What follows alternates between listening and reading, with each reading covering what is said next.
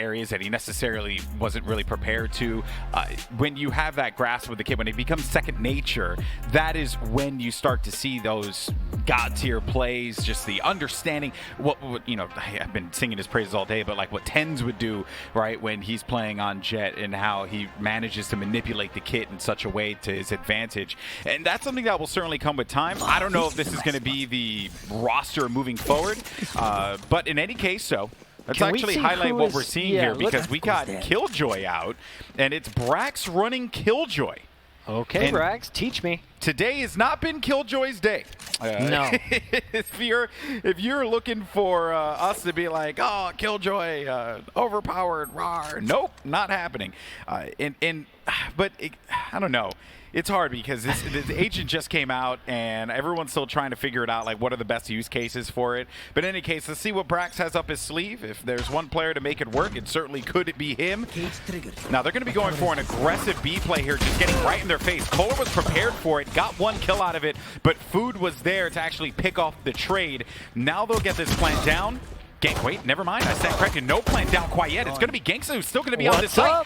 And there you go. So Brax is going to stop the bleeding for the time being, but it will be tagged up just quite a bit. And that is just already a rough start here, as crashies now just has to swing all the way around. No choice but to push this one. They know exactly where he is.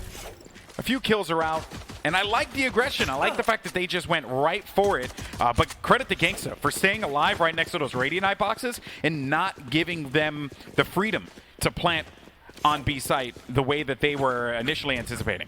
What I'm excited about this matchup is we get to see eeiu on Omen. We saw what he can do on Brimstone. Does he play Omen in a unique way, or is it more standard stuff? How is he pairing with the team with the paranoias that are in the kit now? On the other side for Immortals, strong hold here from Genghsta. KOLER trading out his life, and then Genghsta getting two, set them up for early success. And again, it's going to be a second round bye in favor of Immortals going up against, it looks like, a few big sheriffs coming out on the attacking side. Dicey's going to find the first kill of the round, though, as Omen already out of the picture, and Asuna is going to blindly drop eeiu with the headshot. Oh, and he sees exactly where he is. Brax is kind of stuck in that cubby. jcStani had his buddies back there. A flawless, not only just what you see on screen, but flawless in general. They did not allow them to get control of long. They pushed them back. That one way was also brilliant too, because now if they wanted to get through that, they still had the angle. They had the information. Their options extremely limited. Immortals now going to have to deal with some weaponry from T1, and T1 again going with a default spread. They've got three outside of B, spike on the ground, and it looks like they're just going to set up the turret, maybe bait some early aggression out, but it's KOLER on the other side, and I mentioned his playstyle. It's safe. Very rarely is he doing those aggro plays that you saw out of some of the Sentinel players earlier today. Genghsta getting the info. They're all in mid. Calls that one out, as it looks like a peek actually comes from KOLER, and Brax is there on the Killjoy, using the turret, and gets two punishes here. A winnable opportunity now, though. Rotate and get this spike if they can actually get to it. Because Brax is working site, and no one's in there to be able to help him out. Finally, they'll get their Cypher to pick this spike up. The B site has been available for quite a while, but because it was so spread out, they really didn't have a clean transition over to the objective. And as Brax, you just got to stay on that site, make sure it's still clear. Here comes the push, and Brax is going to find his fourth of the round. Okay, so Killjoy, you don't necessarily need her kit as long as you got a gun as good as Brax's. Yeah, fair point there. Also, playing the turret for flank watch is great too, so maybe we'll see a little bit more of that being used. On attack, your turret options are limited. You don't really have much of a chance to be able to use it effectively. You just want to get as much info as you can quickly, and placing the turret in that area right next to the ticket box, it works. Now, Goldboy, we're looking at some stats, and these are all-time history, according to Spike. T1, they have played this map 16 times in tournament settings or online competition. No other map was over double digits, so this is definitely the best in their kit. They knew they'd have to start on the attack. They're able to get their first round win in round 3. Now trying to go for back-to-back. eeiu staying on this Jett, trying to work with Brax, but they've both been spotted. Oh. Not just spotted, punished as Genghsta is going to spam through the wall with the Odin Sinatra style. Yeah, saw that one happening from a mile away. As soon as that tag came through, they had to kill that drone as soon as it came around that corner. Unfortunately, it didn't really work out for them. Ultimate available for Brax here if he wants to lock it down. But he is in a 1 versus 4, and I think it's going to be smarter to save a little bit later. Yeah, you have to deal with an Odin. You know you're going to be getting flanked here. There's just no room. Not even a player as great as Brax could win that one out. So Immortals clean. Once again, man, this defense has been stupendous from them. The Sova hold on B, always going to be... How does eeiu die here? Yeah, and you got a Jett, man. Use your Jett abilities. They knew exactly where he was, right? I also think KOLER playing by button has been greatly effective for this team. He's managed to stop them a few times and dwindle numbers whenever they try and take B. And their focus really seems to be on this B side. And I think part of the reason why is, although they have a Phoenix, they have the Omen, I just don't really feel like they're comfortable to try and force any activity over by A. Genghsta calls it out and starts the spam. 3 players, 4 players now tagged up by that Odin. Still 55 bullets left in the infinite clip. All right, there goes the flash. They're going to try and swing this one out. Genghsta gets forced off site. Maybe the pistols could be good enough to try and stop him, but I'm a little concerned if they go through this rain of fire here. All right, Brax is playing with the ghost. Joke's over. You're dead. Remember, this is a full eco round. They did not invest anything. Just a single curveball. So this is expected domination, but it's still tough to watch. Odin is so ridiculous, man. But they know where he is now, too. Brax keeps on getting tagged. You're just like, I guess I die here, you know? Yep. Shoot the dart immediately or you done. Getting sprayed down. Genghsta holding strong at B, though. And I wonder, will we start to see more A attacks coming out of T1? Because they do not have a solution for the Sova on the other side of that wall. No, they do not. The solution has been to die so far. And in a game like this, not really a good plan. Now they're going to focus their attention over on A. And it really just feels like at this point, T1, they are looking for an opening, anything. But the problem is that they're going to be running into Asuna and jcStani, who have been pretty dynamic as a duo thus far. And that's the reason why. And then Dicey double updrafted up just for the additional coverage, too. Forcing him back. They know exactly what the play is going to be here. Asuna, unfortunately for him, in that paranoia state, will get picked off. And now we're going to start to see some light here for T1. Dicey with an aggressive peek of his own. They weren't expecting that as eeiu is setting up his smokes. He is going to go down. So a big pick from the Jett. Dicey buying all kinds of times for the rotation. We've got KOLER now in position.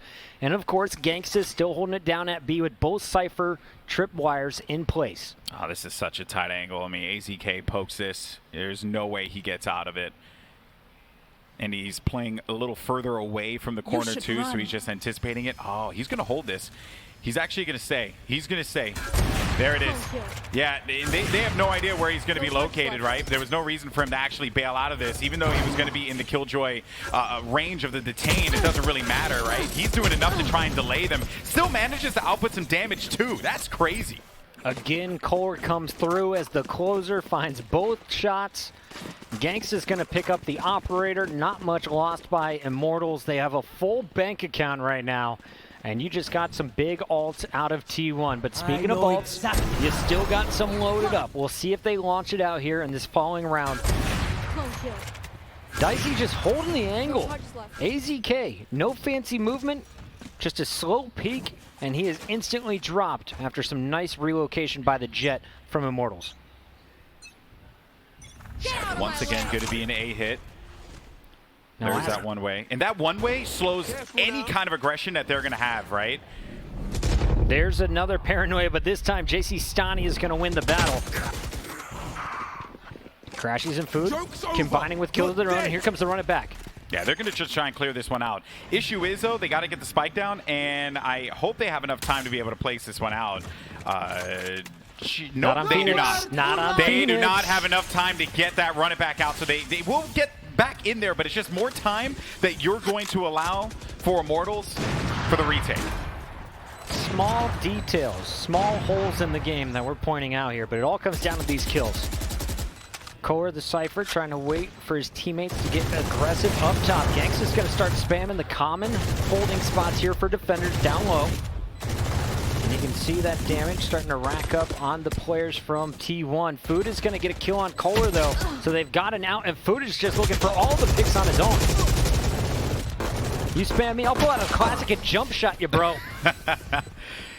Yeah, and funny enough, you know, we're getting the tags of what these rounds are, right? The flawless for everyone staying alive, the thrifty. But that really was also just a very thrifty round because of the way things had kind of crumbled when they ran it back with the Phoenix, with the spike. And then that going back, you know, I mean, it's not really that big of a deal, right? They ended up winning it, which is the most important part of this. They stopped the bleeding. Yeah, winning that round is enormous for T1. But it just gives me a little cause for the pause here. Like, do you really want to just continue to have Food hold that spike in those kinds of instances when you know that he's going to be that one just charging straight ahead? Now eeiu, though, looking to get a cheeky angle up on top of one of those boxes, looking down mid. Mid not really being a factor in this matchup. And I think this was a really smart play there from T1. Yeah, that was great. Like, Food just, he crept up. That's why he actually bailed from holding that spike, too. Because if he had that spike and he crept up and he ended up dying, that gave them a lot of information.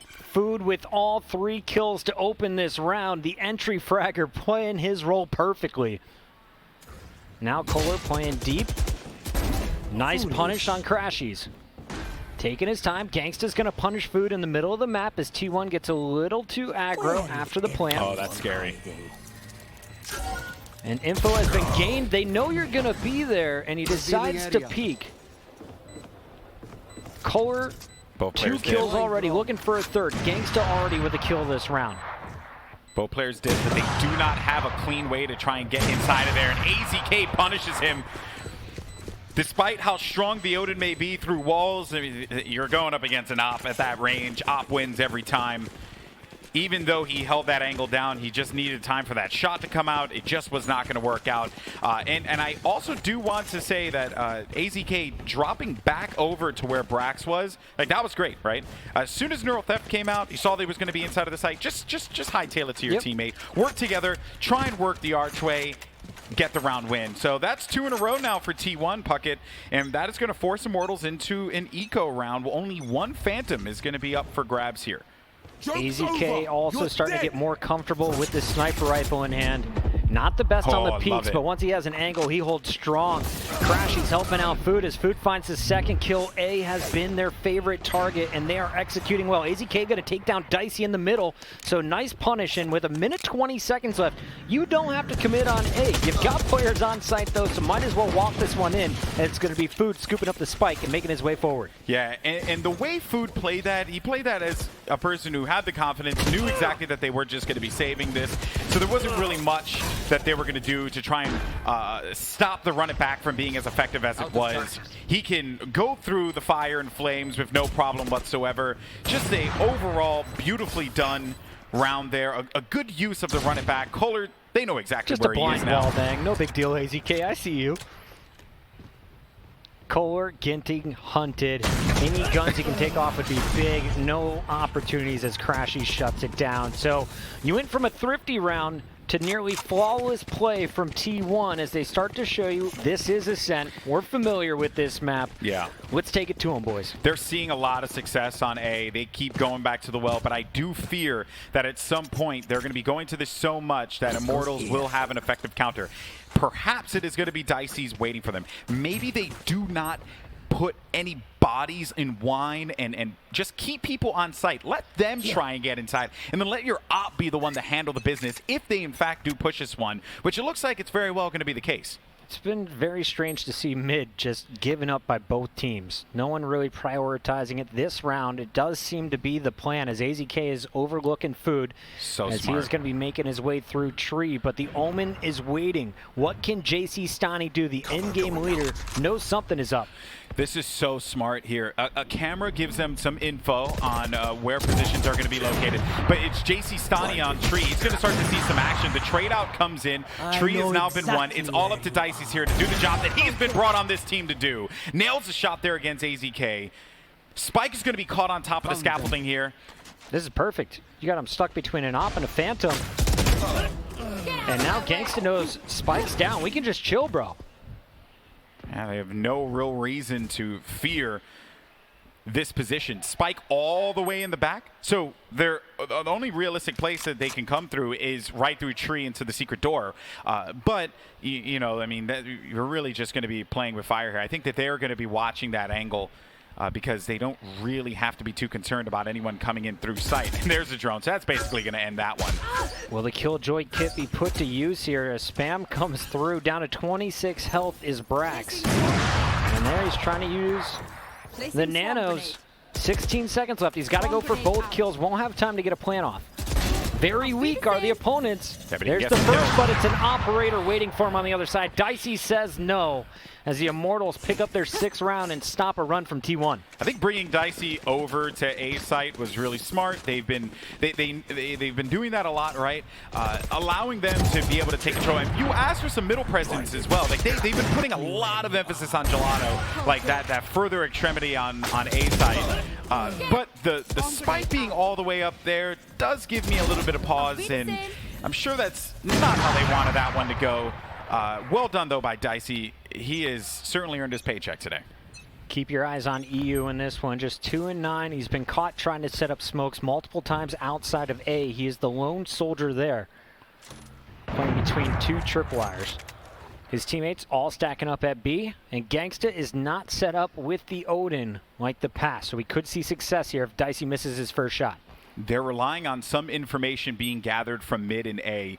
What are they going to get? Who are they going to locate on that site, right? They need their lurkers to kind of give them some openings so that they can get a comfortable push. And while all this is going on, movement on Immortal side, maybe eeiu with a TP. The lockdown was the game plan. So they've got Brax trying to lock in the B players. The teleport just a half second early, though. And that is going to be a failed attempt over at the B site, but the spike was already rotating over to A. Nice stop there by Asuna. jcStani has his back, and Asuna is going to convert another one with the run it back. That was just clean. It was a lot of stall. They didn't give them any information. And it's because of that I think that with the teleport coming in, like they were at this point with the TP out, going all the way back to Boathouse like that, that tells me, or at least, you know, that would tell the Immortals roster that they got nothing. They're just looking for some kind of info. And then with Asuna playing inside a tree like that, it becomes that much more scary for this team to deal with. Blind spam, earn your all, punish with it. KOLER comes in again, the closer from the top rope. 8 and 8 for KOLER, 9 and 6 from Genghsta and jcStani on the other side. Brax has had a decent one at 9 and 7, but the team not able to find any consistent success. Get out of my way! Oh, he's going to play an aggressive angle here, but he's going to get blocked off. Double kill. Sova, you're dead! Nanos are out, so they've cleared every corner imaginable in the first 5 meters, but what else is deeper? Dicey is going to miss wide. And it's going to be 3 kills traded. Oh, man. Genghsta's been on point with those Hunter's Furies, man. Even in the last game, we were seeing him just nail those shots. KOLER inching his way across the balcony. eeiu waiting for him down low. He's got Brax from Generator. And the defense just going to wait these smokes out. Yeah, we'll see the tip of the hat from KOLER once that dark cover dissipates. But he just saw it. That's all he needed. Just a little bit of information, and he was able to get from that. And also the alarm bot, he has no idea. Hello. So yep, the alarm bot now tells him where they need to be. Maybe the shock dart does a little bit of damage there against eeiu. Quit tickling me, man. And he's certainly doing just that. But that is the reason why Killjoy is great post plants. Alarm bot, no one was going to be none the wiser to where that was going to be. It hasn't happened all that much because Killjoy hasn't been nearly as effective as we would have liked. But for Killjoy staying alive at that moment, getting a little bit of that information, giving them some comfort, well done. And I got good news. Now you're on defense. Killjoy actually pretty decent in this role. Not so good on the attack with that kit, but on the defensive end, definitely can be put to use just like Cypher.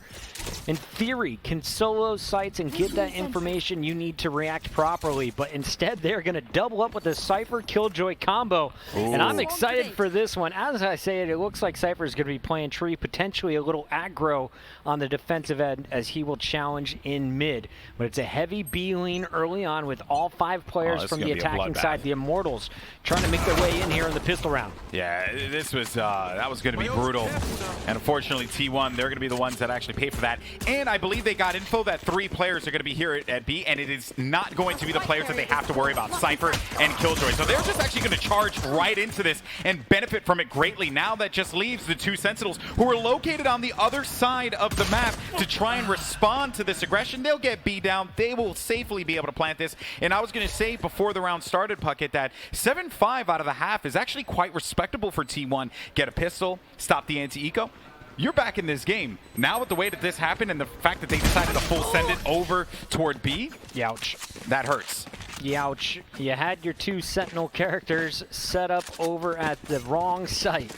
All of their utility not in position to help out. And while you do have an Omen paranoia to maybe slow it down, maybe a Molly coming out, it is not enough to hold back the Immortals, who walked away with the first pick and then forced their way onto the site with 2 players pushing up through mid.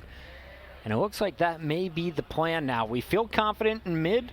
We definitely feel good about our initial gunfights at short B. They'll have a Marshall, a Bulldog, a Phantom as well. And Dicey already has a mark on target. He's just going to go for this. I love how confident Dicey plays. He does not care. Doesn't care if it's T1, TSM, he'll just send it. He'll get any kills that he can possibly benefit from that. Crashies, though, jumping through the dark covers. Some more kills, though, going in the favor of Immortals now, leaving brax once again the LMS to try and deal with this. A shorty in a dream. But the only real play that he has is to hold tight angles. And they know this. I think they'll just play this one out slowly. You don't want to get caught off guard with a shorty. It can still ruin your day. They don't want to play also too close to one another as well as a result of that. Small win for brax would be to walk away with a weapon here. But how does he do that? He's got to get all the way out in middle to those red X's to find a weapon.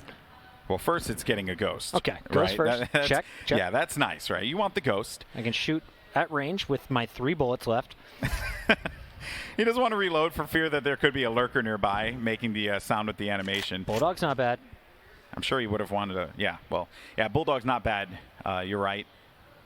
Again, doesn't want to reload, though, and he only has 12 bullets left in that magazine. So this could just be a gun save. Look for an exit kill if you can get it.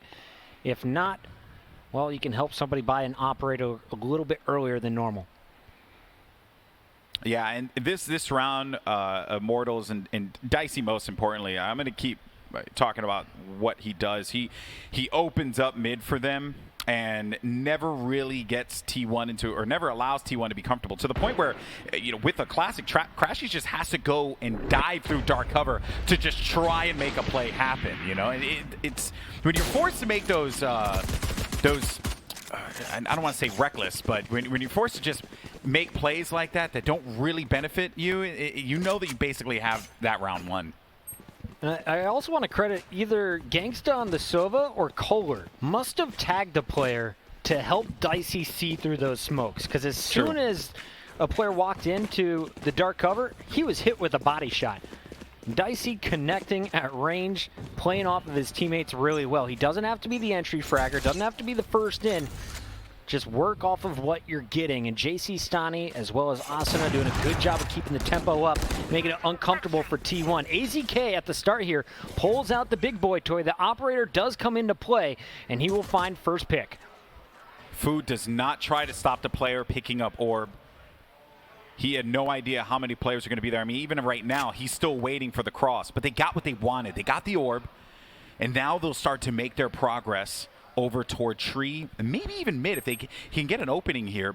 But the tree play is actually going to be quite smart. No one's guarding that right now. The only thing that's there is a trap wire. So it's an indicator that's good for them. They're about to find that wire. Cage goes up. Not a problem. I'll just walk through it, but they can count heads. Remember, Food's been lurking from Wine for a while. He could come on a big backstab here. Yeah, they have no idea that he's here either. That's the problem. No idea. And on top of that, AZK drew all of that attention by Hell, right? So they never knew that food was there. That was very clean. Never revealed his position, and it all happened to just work out exactly the way they wanted it to. It's a defensive comp for sure coming out of T1 with the double up of Cypher and Killjoy. Starting to pay some dividends, but I love these first picks coming from AZK. I don't want to see him take his foot off the gas pedal. He's starting to warm up with his sniper rifle, finds 3 picks in this round, and baits out the final kill for his teammates. AZK needs to stay on top of his game like he is right now. AZK needs to stay. AZK needs to stay. There you go. You say it 5 times fast, Chris. You got it. I don't want to sound disparaging toward Jetts, and I know maybe people are going to be offended by this, but I feel like a Jett that is good is okay to have, so long as you have an okay Jett. And that is AZK. He's been doing the job. He's been doing exactly what they needed him to do, and that's why they're trying to claw their way back into this game. eeiu just passing jcStani in the night. Is able to get back to the defender spawn, but do they know the Omen is pushed up on the attacking side? jcStani going to be working his way in as eeiu gets picked off by Asuna. They were waiting for that player to get into position, and now the pinch is perfect. Brax still holding on to this Bulldog from 2 rounds ago. Yeah, they don't see him. Alarm bot down. Oh, and he actually pulled the crosshair down. Gotta love the bait. Yeah, that's it, right? That's all you really are going to be able to get out of that one, and that's perfectly fine. He's okay with that. The alarm bot did exactly what they needed. The problem is now as they get into the site, they had one player there was food. Finally, though, they will actually be able to get some players alive on the opposite side here. Watch out for the flank. That is the problem. And KOLER, he has basically this player dead to rights. It is going to be Genghsta's Hunter's Fury, though, that closes that one out.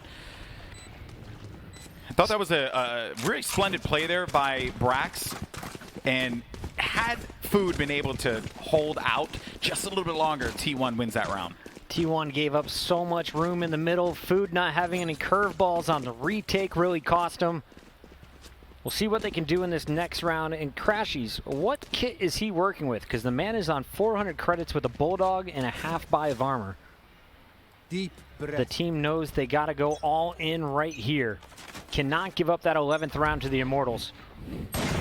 At the start, it's AZK. Just like that, gets first pick. No Sage, of course, so no revive coming through. Oh, but he can't tailwind out of this, so he's stuck now. They know exactly where he is. He needs a teammate to go and bail him out as soon as possible. Oh, man. And that is the shock dart landing perfectly on AZK. He was stuck between a rock and a hard place. He used the tailwind to disengage, ends up getting tagged, and then gets stuck there. And we knew AZK needed help, but as soon as eeiu tries to peek out to assist, KOLER's just waiting. His sight trained on that corner, and he is going to find the operator pick. So it is going to be a very uphill battle for the remaining members of T1, dropping everyone in the middle of the map. What can Brax do? There's the first. Misses just wide right into the top of Asuna's head. And Asuna is going to be able to get this spike down any moment. All right, let's see if they just go for a save here. I kind of expect that to be the play out of crashies. Spike. It was going to be a ambitious play from Brax to try and clutch that out with 4 guns looking right at him. As soon as that first kill came out, forget the fact that Genghsta's at 46 HP. Too many targets for Brax to worry about there. And Immortals, they're just 5-hitting sights. Nothing fancy, nothing unique, no games being played at A. They're just choosing, are we going all in A? Are we going B and working a few players up mid? Yeah, because they take care of the threats that are present in the beginning of the rounds, right? The Phoenix as well as the Jett. Really handling AZK. And I don't really think that AZK did anything necessarily wrong there. It was just a matter of like, KOLER had the site locked and loaded, was ready. And benefit here is that crashies does get a few kills, will be able to build up toward neural theft. I believe he already had it available, but even then though, we'll make them spend some money. It's not the end of the world, obviously, for Immortals, as they are up 11-6. They are looking fantastic and on track to close this one. We'll say AZK's first bloods have been impressive. His exits, not so much. Would love to see a little more mobility invested in as he tries to get fancy on the ways out. That last round, he was pinned down. This time around, I do not believe he has the sniper to work with, but we'll see how they set up the Jett working with food down long A. He does have the operator. Okay, so sniper still available on defense. Mid control is weaning, though. And we're going to see 3 players stacked up for Immortals, all trying to get behind their in-game leader, jcStani. Wherever jcStani goes, expect the spike to follow. Oh my goodness, Dicey. We didn't get to see it, but I was like, why is Dicey all the way over there? And he was just waiting. He had the perfect shot. I actually really want to know what angle he took, because that was all the way from spawn over toward orb. Could have been boosted up near Gelato like we saw earlier from AZK. Here's a look though as AZK lines up the collateral. Well, that's unfortunate. I always love to see a good collat, but the unfortunate reality there was that was all he was going to be able to get out of that. Spike is now down. A potential match point situation here for IMT. I know exactly where you are. Yeah, Dicey's in a position to punish right here. You got your players down low playing as bait. Neural Theft is going to give you some info, but how do you deal with it? Smokes are down. Bladestorm comes out, but eeiu shuts down Dicey immediately, and now eeiu trying to be the hero. Just Genghsta standing still. And he is going to be pinned as a Spectre finds another kill. eeiu, who's on trial, or at least brought in to fill in for Skadoodle here. And AZK was the hero of that round. That collat pretty much unlocked it for them. I was a little concerned because, yeah, they were able to get onto the site, but losing those 2 players like that, 1 bullet, 2 players down, huge value you're getting out of that, obviously. And of course, shout out to crashies. Invested in the ultimate. What are you saving it for? They're already on 11 points. You can't give up anymore. Let's take a look at the ults. You got 4 of them locked and loaded for T1. It's time to start getting aggressive and putting these to use. You can't just hold back and wait for the 5-man push from Immortals. That has been hurting you. And you know what, too, actually, that last round where they had hunted down, I want to say it was crashies who was still alive, and he got a few kills there with the op. That now put them into this position right here where T1 could actually manage to pick up another round win, but some kills are going to be traded right out of the gate, as both players are be waiting back up site. eeiu now does manage to lock down that paranoia, will land onto 1 target, but the problem is that those sheriff shots are going to be clean. And this is an eco round, man. This is so disheartening if you're T1. You're like, come on, guys, we're losing the pistols. But it's credit. 5 pistols at once, right? They're getting overwhelmed. AZK is here with the operator, but not the best retake weapon, especially here at the B. He can go up and over there with the Bladestorm, and I love this idea. As he tries it, Dicey says no. It's all up to food with the run it back. He gets 2 tries at this. I did not lock that kill. jcStani was waiting for a match point for Immortals. Both ults used. That hurts. And now Hunter's Fury. Run it back. Omen teleport, neural theft, everything that you could possibly want available for Immortals, and all T1 has is the Killjoy ult to detain and lock a site. Can we see the money, observers? Can we pull that up? Okay, so we're going to see 3 Phantoms, a Stinger on eeiu, and a Judge on Brax. Yeah, this is Struggle City.